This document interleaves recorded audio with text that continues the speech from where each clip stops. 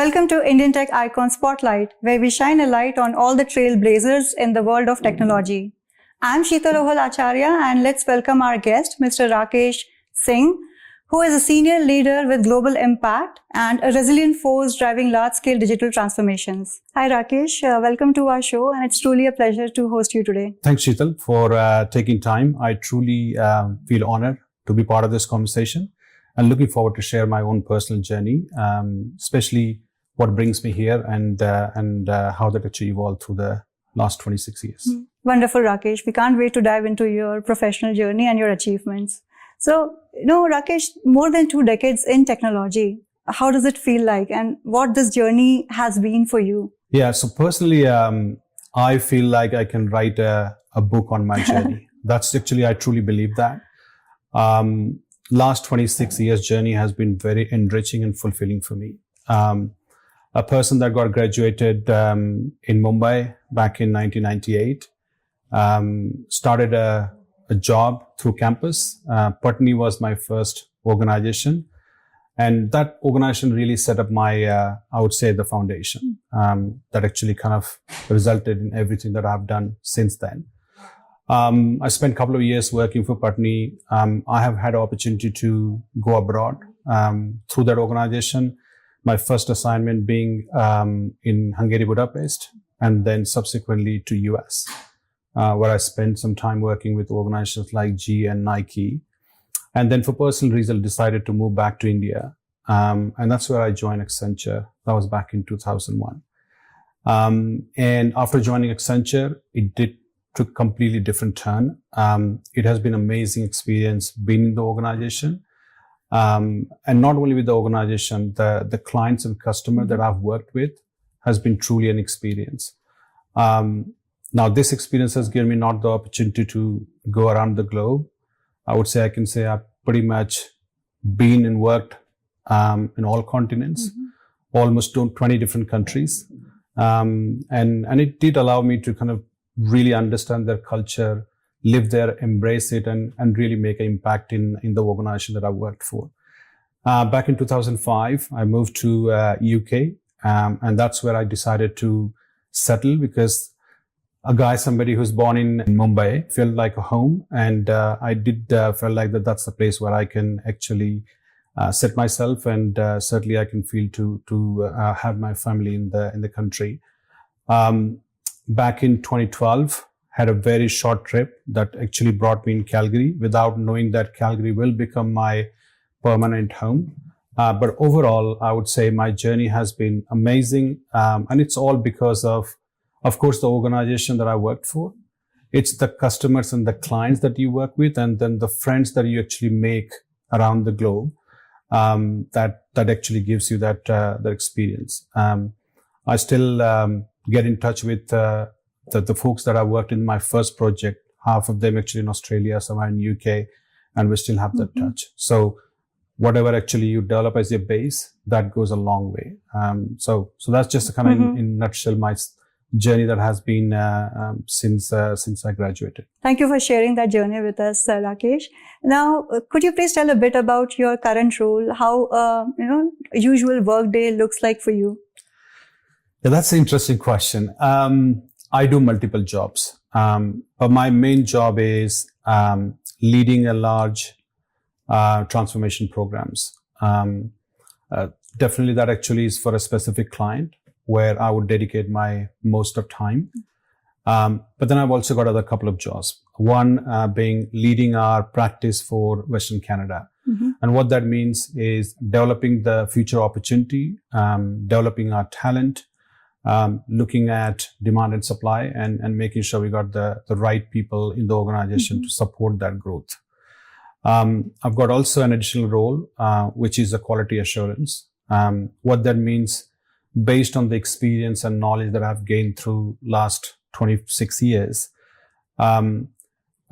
advising our clients for a transformation journey and helping our own team, who's actually running another transformation program, to make sure there are things are delivered as per the expectation of the customer, but also as per the time and schedule that has been committed on the program. So I do advisory in a QA role. I lead our Western Canada practice from a growth and people development perspective. And then I have my own client where actually I spend most of my time leading a large transformation program. So that's actually why my day looks like. It's pretty busy. It does demand quite a bit of commitment outside of normal hours. It also demands me to travel many times, even though I'm trying to reduce my travel. But I have been on travel for many frequent visits and for a long time. Right. Rakesh, you talked about quality, and I come from a quality background. So I have a question related to that what role does quality play in any digital transformation? And, how do you ensure that it plays a pivotal role in when you deliver any project? Thank you for that one. Quality has a significant role to play in any programs and any work that we do. So program that I work or that I QA is not exception to that. Now, quality typically as a function by default available, which allows people to really look at the business needs and making sure all the steps are in place to deliver the outcome in line with the requirements. So that's one aspect of it. But if you think about actually the bigger picture of quality from a customer standpoint of view, any solution that gets delivered, it's not only meeting the requirement, but also setting up them for a future enablement in terms of their future growth, whether actually they are doing, let's say, acquisition or as an organization, they have a clear agenda to kind of expand their footprint. So the programs of this nature not only focuses on what needs to happen today, but also the programs that actually will enable them to kind of look at the future. So coming back to your question around the quality, it's by default embedded into day-to-day work, the way we work. It's part of our methodology, but we also have a very specific team we call quality team that really focuses on capturing the business need and then creating the testing scenarios or day in a life scenario that really works for the business and making sure that output really delivers what the customer wants. So absolutely, quality is I would say, the critical part of any work that we do. Wonderful. Talking about the solution, when you talk to the clients, how do you align the business need versus the technical aspect when you try to approach your clients? How do you explain it to them? In most of the time, if I go basically take my history back in mid-90s or the early 2000s, a lot of time we used to kind of look at the business requirement and then accordingly solution what they're looking for. Now things have evolved significantly in last 10 to 15 years, and especially with the digital and cloud taking a front stage, it has become a completely different way of thinking. Nowadays, actually, the approach is we have an industry practice and there are out-of-box solutions. So the way approach happens is, this is how rest of the organization work. Like, what is the different for you here, right? What is the unique for you that actually differentiate you in the market or actually keeps you different from your competition, right? And that's where actually we look at, you should adopt most of the processes and solution in a pretty standard way. But if there are unique scenarios and unique business need that really makes or brings a market differentiation for you, those are the areas we should spend time figuring out if you need to create really a customized solution for you, right? So the world has completely shifted in last, I would say 5 to 10 years, where actually it's more moving towards the cloud adoption, standard solution, simplification. But there are still nuances. Every organization is unique. Every organization has a specific that actually matters for their business. And those are the areas where we spend a lot of time figuring out what is the right solution for them. And this is a solution we co-create working with them, right? So we design and build a solution, whereas majority part of the solution is, it's literally gets configured and then actually offered to the business. That's great. Now, talking about cloud, and you have led a lot of SAP Practice. So what's your approach on on-prem versus cloud? Like when you approach customers, right? What are the common challenges that you face in convincing? Yeah. So it depends on the industry that you operate in. So I spent time working in the public sector. Now, public sector has some rigid controls that's needed. There are certain criteria that data cannot be hosted outside of that country.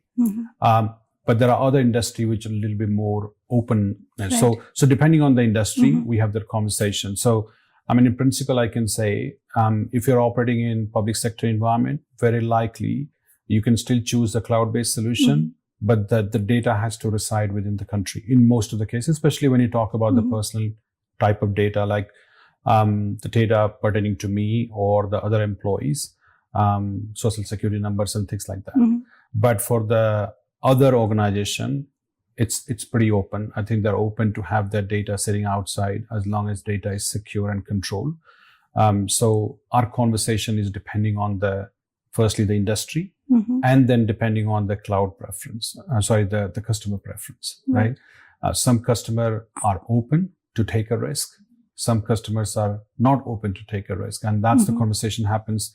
What risk is okay and what risk is not acceptable, and then accordingly we kind of work with them to decide whether actually the cloud solution needs to be hosted within Canada, or is this something that can be actually accepted if it's hosted outside of Canada, right? So that's how conversation goes. There is no one single bullet to say this way or that way. I think it depends on the situation, depend on the customer, and depending on the industry that we operate in. So Rakesh, a tech talk wouldn't be a tech talk if we don't talk about AI these days. So we have AI, generative AI, and then agentic AI. So how do you see the future evolving with all these technologies? Absolutely. I think in today's market, those three topics, and I know agentic AI is comparatively new, but these topics has taken a center stage everywhere. Every forum you go, every client you go, this is the hot topic. Now, when we talk about AI, agentic AI, what becomes important is the organization maturity to their data, because data is the foundation for everything. If the organization is mature enough, how they have managed their data, for them actually there can be a more accelerated path. For the organization that are still struggling with to get a core set of data in a format that actually more curated and acceptable for a Gen AI, then I think there is a long journey to go. Now, having said that, most of the organizations are very curious. Most of the organizations are going after some sort of use cases. And I think we also advise to the customer, do not actually boil the ocean. It's absolutely the right place to start, but pick some of the use cases that's really relevant for your organization, because a lot of time what happens is like AI is such a buzzword.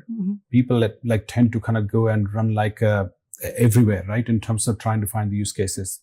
My coaching always to my customers is look at very specific use cases that actually enables you to make a difference, and pilot those use cases. And as you pilot, there is a number of things come to consideration in terms of while we're going after AI, it comes with a lot of responsibility as well in terms of how the AI is going to be consumed in the organization, how it's actually governed in the organization. So by going pilot, establish some of the framework that's needed.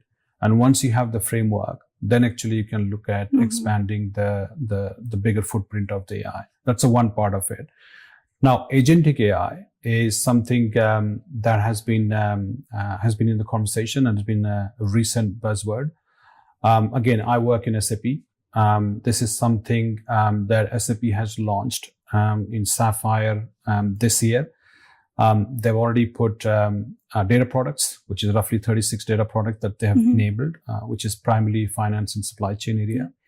That allows actually organizations to start thinking about it and start actually looking at some of those areas and structuring their future processes and data that actually going to enable them for future agentic. So it's all about actually, do you have a foundation in place to go after that?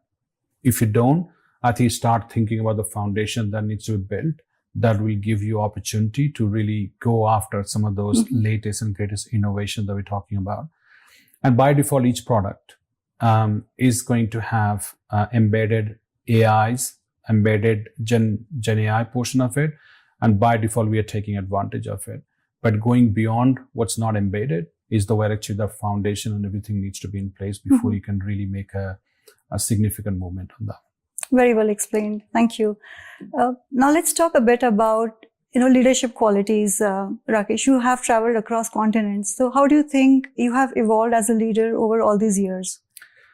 I think that's a very good question.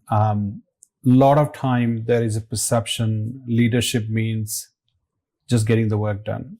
And I think through that experience, I started as a individual contributor.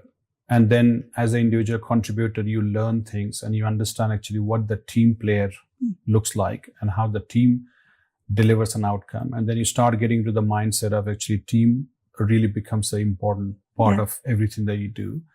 And then subsequently, you get into the mode of how do you motivate, because team is as good as people are motivated and people are actually putting their individual contribution to the maximum potential.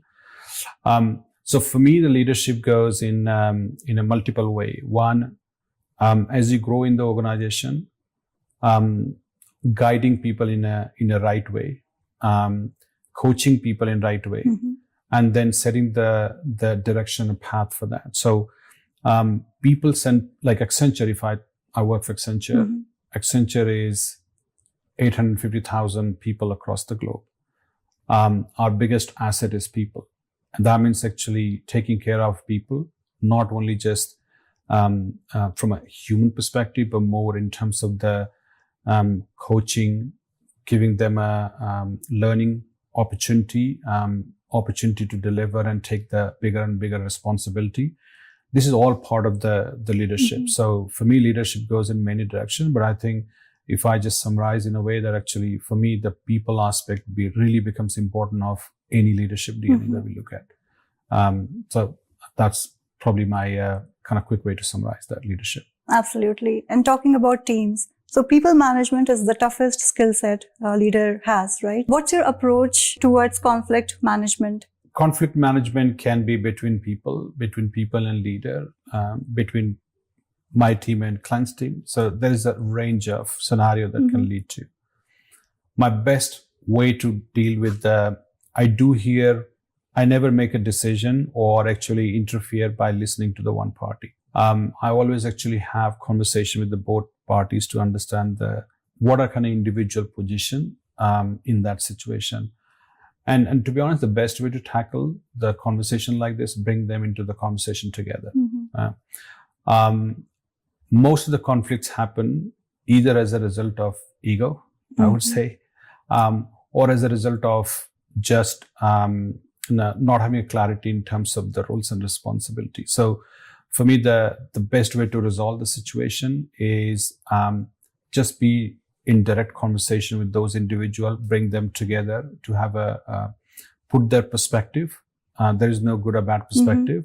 And then really kind of find a best possible way to collaborate and work together. As I said, like even for this one, every scenario can lead to different type of conversation. There isn't actually one particular scenario that leads to conflict. So depending on the conflict, I certainly actually like to bring the parties together to talk through and then really get a consensus between them rather than me kind of stepping in and telling them what to do. But there will be certain cases which is actually goes beyond just the individual conflict. And in that case, actually there are other ways to resolve that situation. But I would say most of the conversation, if you bring the two parties together, let them sit on the table, bring their whatever the anxiety and challenges or issues they have. And most of the time I've managed to kind of find the answer. Now my personal, I would say approach to people has been the one-to-one connect. I never believed personally that if I'm leading 150 people, and this is something actually come me growing up, but then also understanding and learning from my own leaders, that you should know everybody's name, first of all. And you should take every possible opportunity to connect on a personal basis. And that makes a lot of difference. And I have done that many times. The people who work in ATCI, it doesn't matter actually what level they are. I have an opportunity to call them, even if it's just a few minutes conversation in terms of how they're doing. That personal connect, you wouldn't believe how far that takes actually. Not in just resolving the conflict, but also getting the work done in a most effective way. Absolutely. And then getting the commitment from individual. That one call can make a massive difference compared to just kind of flowing the information through your team leads and things like that. That's a great approach. Now, talking about another aspect of leadership, time management, which is like one of the other critical aspects for any leader. Right. So given the competing priorities, what's your framework towards managing the time? So that's the one area I can say I am not the good example. That's a given. I really respect people in my own organization who they have worked out that they can actually have a job from whatever morning 8 and then switch off their phones and laptops 6 o'clock. I really admire them because somehow they have managed to do that. Unfortunately, I'm not that example. I would say, whether like it or not, when it comes to my personal time management, unfortunately gets compromised for my work. And I think the biggest brunt of that actually was felt by my wife. We'll talk about that one a little bit later. Sure. So she's been the massive force behind me to kind of enable me to continue that one. But I think I'm not hesitant to say I'm not the best example to manage the personal time. I do take out some time when I'm really tired, and then I will actually switch up. But most of the time, I'm pretty available, even though my work actually technically should finish like whatever, 6 o'clock or 7 o'clock. But I do tend to kind of basically take a call, take a pings, sometime if it needed, get into the conversation with so for me, I'm not the best person to manage time, but actually so far it's been working well. Let's put it this way. So Rakesh, we talked about your professional journey. We talked about technology. Now, what one piece of advice, if I ask you to give to any of the aspiring leaders in technology, what that advice would be from you? And this is something I got it from my own first leader. My leader told me, and I still believe in, and I've done that actually personally. Back in when I started my career in Putney, my people lead told me that whatever you do, there is no job that's really kind of small or big or large. Whatever you do with your best, like give your best to that job. And the example he gave me was, if I ask 5 people to go and print this 5-page document and bring it to me, I can guarantee you that actually one person will just print it and give it to me. Another person may print it and staple it and give it to me. The third person will actually print it, staple it, but actually kind of put in a folder around it and give. Now, the difference between those 3 is somebody's taken their job to put the highest quality to whatever the smallest job that they had. Yeah. So for me, the first coaching that I give to all the future leaders and even the people coming into this professional life is, whatever job you take, you put your best, right? It doesn't matter what job it is, because every time you put, that gets noticed. That's the first thing I would say from a coaching perspective. The second thing I would say is be yourself. I've been through phases where I have had a feedback. I'm a pretty aggressive guy generally. I'm pretty vocal. And when things are not right, you can see on my face. There's been a lot of feedback as I'm growing up in the organization that you can actually, you should change your face when you're in front of the customer and things like that. And we all tend to adjust that one. But what matters end of the day is you being you, right? You can only deliver the best outcome when you just be yourself. Right. So I always coach people will give you coaching and you should take a coaching. If things that actually needs to change for a good reason, you should take coaching, but you should not lose your authenticity, because authenticity is what actually keeps you going. So be who you are, be authentic, and everything will actually take care by themselves. So those are the two things I always tell every either newcomer or the people who wants to kind of grow up in organization like this. Those are wonderful takeaways. Thanks for sharing that with us, Rakesh. Now, we would like to explore the code base of your early days. Now, let's talk about your hometown where you were born and how was your childhood like? Born in a very small village near Banaras. Siuka is the name of the village. And I spent my first few years. So I still have a very good connection. And my wife always said, like, actually, it doesn't feel like you've been living in a foreign country for 20 years because I have a very small things that actually I have experienced in village, and I still actually really like that connection. So you're still rooted. Absolutely. Hometown. Yeah, that's good. So that's actually, but then subsequently I grew up, as I said, like in Mumbai. I would say growing up in Mumbai is very different. Being actually, so I was just like born in a small village, but then I moved to Mumbai and then did most of my studies in Mumbai. I grew up a place called Dombivli, which is actually one of the suburb in Thane district. Yeah. And I still have a connection. So I visit like twice a year because my parents still live there. And I've seen that city evolving significantly in the last 25 years. So I think that's just, I would say actually, even though I moved around here and had experience to kind of move around the globe, my connection to my native place still remains, and the small things that actually matters in that place, it still kind of touches me. Yeah. Right? So all those fond memories you still carry with you. Absolutely. So Rakesh, now let's talk a bit about your family. Who all are the key members in your family? While I was growing up, I would say, of course, my native place, I have had uncles and their family. But when I moved to Mumbai, our core family being my parents and my older brother, and then two younger sisters. So that's the kind of the core family that we grew up. Of course, I lost my father a few years ago. So my mom is still there, and my both sisters, they're married and they live in actually Mumbai. So Rakesh, if I'm not wrong, you have lived in 26 countries. That is correct. And that's like would have been a wonderful experience. So how that global exposure has shaped you as a leader overall? The learning experience, and I would say going around that different part of the country, seeing the people, how they interact, how they culturally operate, even in your offices, gives you a lot to take on it. And you learn a lot of those things actually.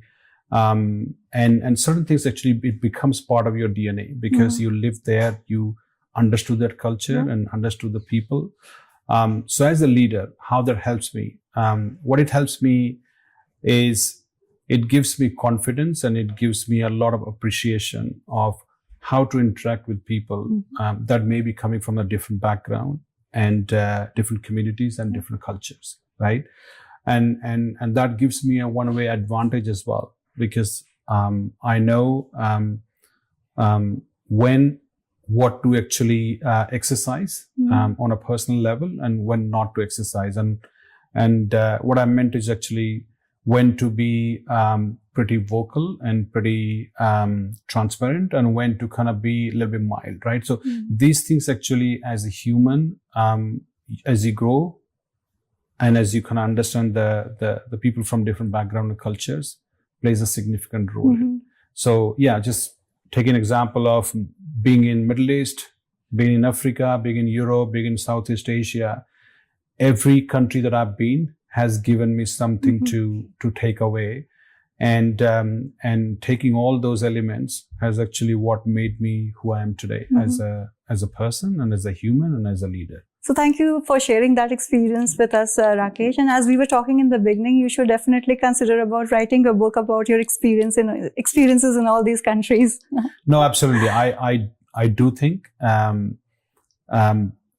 will be time. Well, I'll be thinking because, as I said, like when I start thinking about the experiences that I've been through, some good, some not so good, but every experience teaches you something.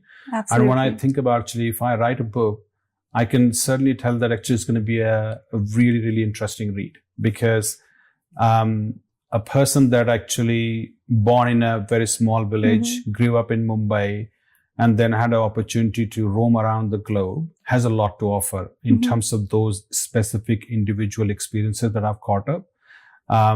It's just amazing. I'm just going to share one particular thing.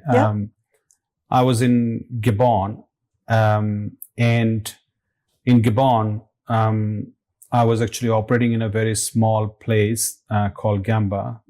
It's where the Shell was operating their assets. It's not a big city.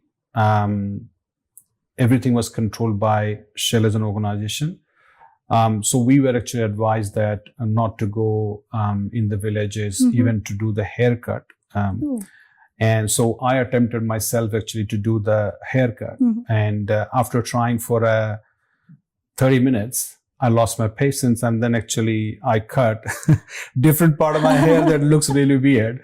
And then I had to ultimately go to the native place to kind of get my hair cut. But that experience and that story itself is like basically tells you that as an individual, how you adopt to the situation that you are in, and then you experience that one, and then actually kind of sit back today and smile on it, right? Because those things actually doesn't come often, and it's not planned. It just happens to be you were at that point at that place, and you had this situation, and makes a smile on the face. And there are examples like this, plenty of those, right? So when I think about writing the book, those will actually make in those books, and I think it's going to be a really good and interesting read. Absolutely. And now we can see a rising author as well. Thank you.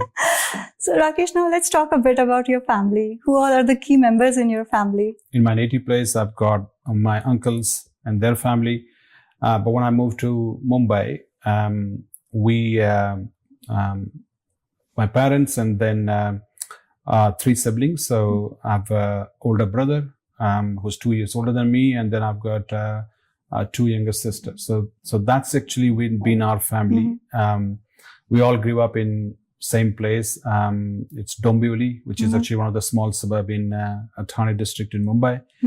And it was amazing. I mean, to be honest, I have been going to Dombivli, as I said, like twice a year, and the change that I have seen in last 15 years has been unbelievable. Right. There are some good things, but there are some actually things that I miss. Growing up at that time, you walk in a market, you can count the number of cars and number of vehicles. And now if you walk today, you miss those things because it was such an open space. You knew every person in the community. That doesn't exist anymore. That doesn't mean it's wrong, but it's just how the things have evolved. And I miss some of those things. I miss the time that I had in 80s and 90s.